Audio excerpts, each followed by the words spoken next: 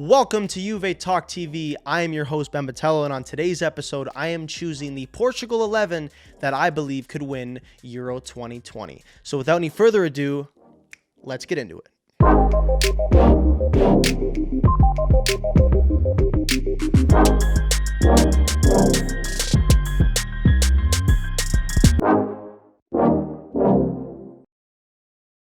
All right, so let's start off at the goalkeeper position, and I'm going to go with one of my favorite players on the team, a grizzled veteran. He's been there in 2018. He was there in 2016 for the European triumph. He was there in 2014 and 2012, Rui Patricio. Now, despite having an on and off season with Wolves and Wolves themselves having a really poor year compared to the last two seasons, I'm going to give Rui the nod, and I'm sure Fernando Santos will as well. And even that said, we got a really solid backup in Anthony Lopez, who had a great season with Lyon. But for me, it's always Rui Patricio. He is so positionally sound. He may not be the fastest guy, the quickest guy, or the most athletic guy in the room, but he is definitely one of the most solid keepers we've ever had as Portugal. Maybe even the best. I'm willing to say. But in terms of keeper, he's calm, he's composed, he's always solid. It's always safe back there. He doesn't really make a lot of mistakes. And like I said before,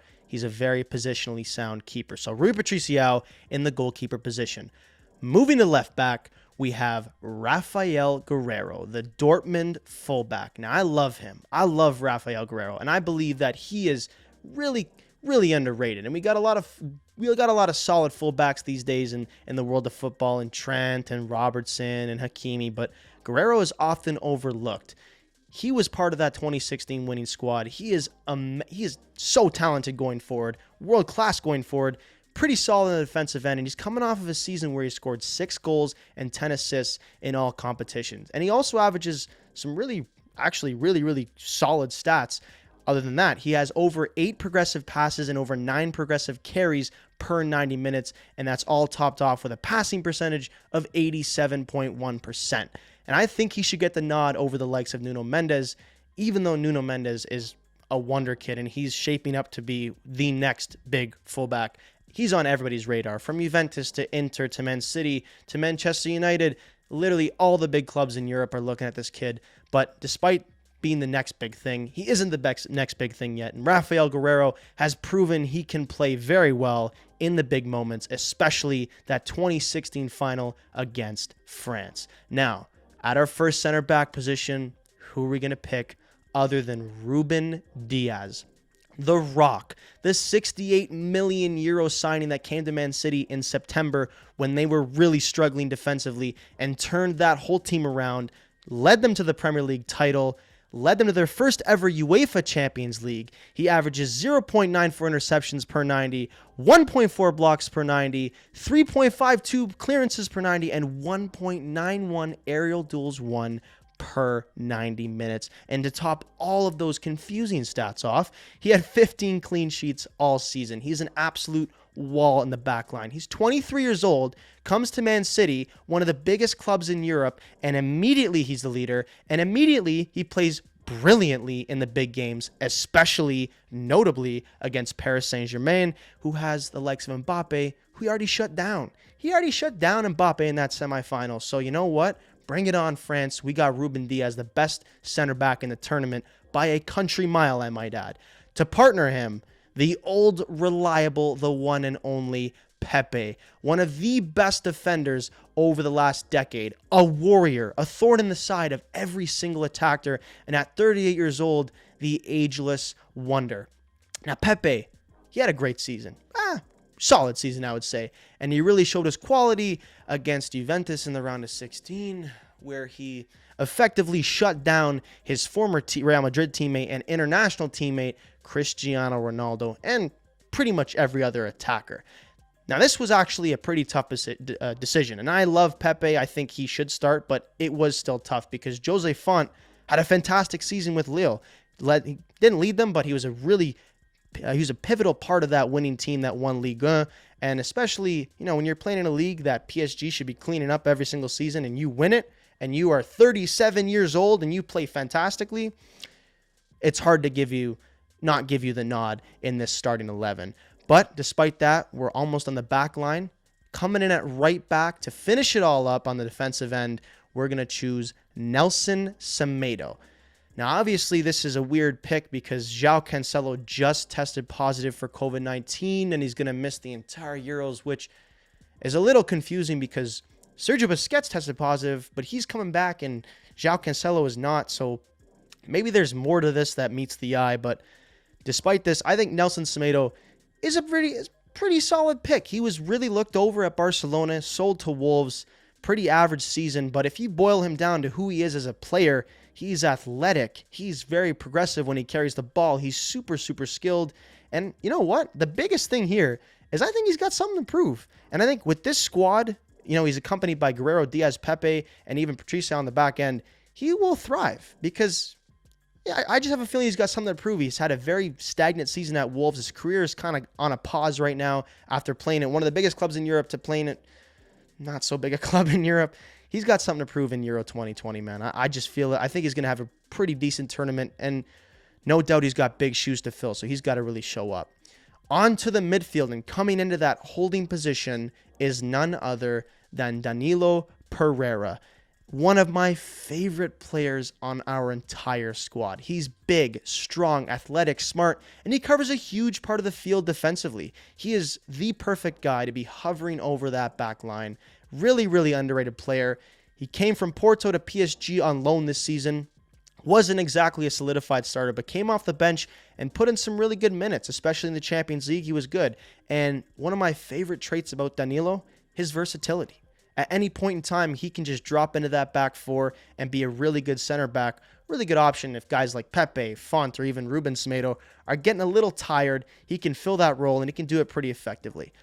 At the right attacking midfield position, one of the locks on this Portugal squad, none other than Bruno Fernandes. Bruno. He came from Sporting like Cristiano, that whole ordeal. 27 goals, 17 assists in all competitions this season. He broke Frank Lampard's record of having the highest scoring single season by a Premier League midfield. He's dynamic, he's super skilled, and simply world class. There's nothing more to be said about Bruno Fernandes. This midfield looking a little dangerous.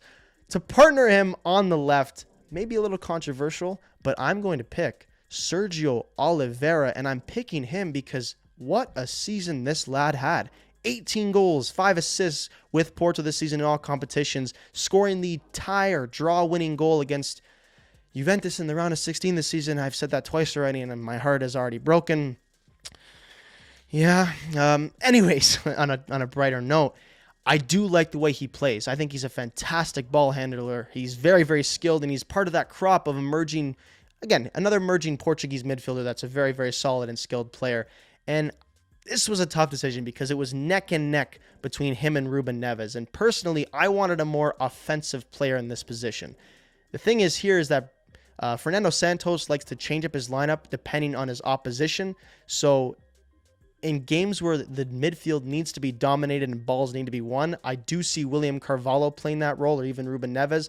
But in a game where you want to score goals and you heavily outweigh your opposition, or even just outweigh your opposition, I think Oliveira should get the nod, because that double attacking duo just under that coveted front three with Fernandes is going to be very lethal to a lot of teams, and he's a very skilled player. And set pieces, on ball control, on passing, shooting, he can score goals, he can assist. He's proven it this season, and I think you got to stick with a player who's in form, and Sergio Oliveira is a man in form. Finally, we're getting to that coveted front three, the lethal front three, the world-class front three, one of the best front threes in the entire tournament. And at the left wing position, we are going to start off with João Felix. Why not Diogo Jota? Why not Pedro Neto? Well, I'll tell you why. João Felix, you'll understand when I show the complete front three, but he brings something to the table that not really anybody else on this team does. He's very smooth. He's got the vision of a magician. He's a fantastic player, and he had a pretty good season with Atletico. He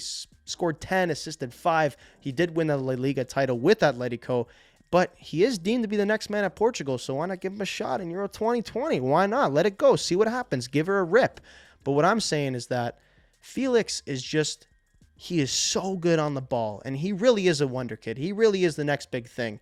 And I believe that Again, this is all going to make way more sense when I get to my front three, so I will just go to the striker. At the striker position, the undisputed, the greatest of all time, looking to break the international goal-scoring record, an absolute lock in the starting 11, none other than Cristiano Ronaldo. I don't even need to say this, really. 35 goals, 5 assists, and 44 appearances this season with a very, very poor Juventus. So just imagine what he's going to do with that midfield, with Felix on one side and the unnamed player on the other side. But he is going to have a good tournament. He's motivated. He's the main man. He's an excellent leader. He is our captain, and he will hopefully lead us to triumph this summer. Now, this is also an interesting pick because as a second-string striker, we have Andre Silva, who had an absolutely fantastic season with Frankfurt. And what I could see happening here is if Felix doesn't get the starting lineup nod, Ronaldo moved to that left wing position, and Andre Silva could slip into that striker. The Portuguese team has a lot of options for this front three, and I believe Fernando Santos can honestly just look at the team he's playing and say, all right, so this is who I want to play. This is who will best suit me for victory or best line me up for victory. But right now, to win the Euros, I'm picking Ronaldo as striker and Felix on the left wing position. And finally, our last player, but not least, Bernardo Silva, the Manchester City star. Not really their main player there because they do have tremendous depth, but a workhorse, incredibly skilled, amazing touch. He has amazing vision, and again, the part that I want to focus on is just his work ethic. And he's kind of like a Diogo Jota, which is why I didn't start Jota in here, because he's the more well-rounded, polished version of Diogo Jota, meaning that he will run all over the field and he has sort of a free-flowing position despite being in that right wing. And this is where it's going to get interesting. So, like I said when I was talking about João Felix, this front three, each one of them bring a different dynamic. You have João Felix, who is the smooth, visionary, magician kind of player. Ronaldo, who's that clinical finisher, the leader, the guy who's going to score the bulk of your goals. And then you have Bernardo Silva, who is simultaneously the workhorse, but one of the most skilled guys on the team. And this front three, they all bring something different, which is going to be very hard to handle for pretty much any team defensively in Euro 2020. And I will mention about Diogo Jota. He doesn't get the nod in my starting lineup, but he does get the nod for a 55 or 60th minute sub for Felix. And that will completely change the game because Jota just breaks you down, man. He makes you tired. He runs all over. Again, he's like a Bernardo Silva, same type of player, except a little less skilled. That is the squad, guys. They'll play their first match on Tuesday against Hungary. I'm excited. Euros are on. There's a great match today. Netherlands versus Ukraine 3-2. Life is good. Thank you very much for watching. I hope you enjoyed, and I'll see you next time.